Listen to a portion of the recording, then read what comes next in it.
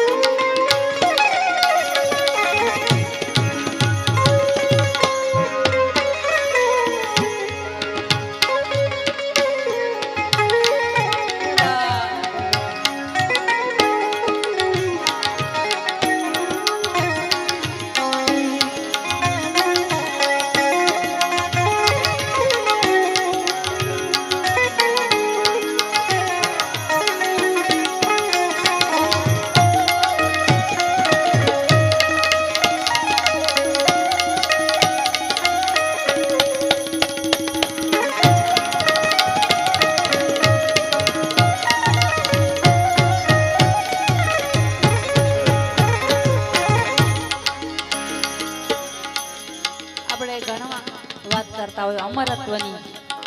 આજે સોદેવ પીર દાદા સાથે સમાધિ લીધી ની બધાય અમર થઈ ગયા કહેવાય.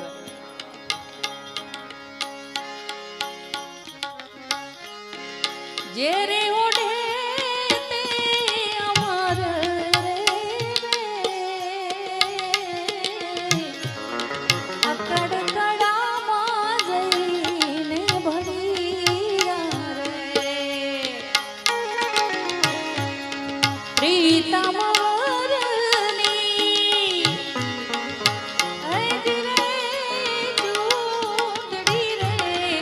મહા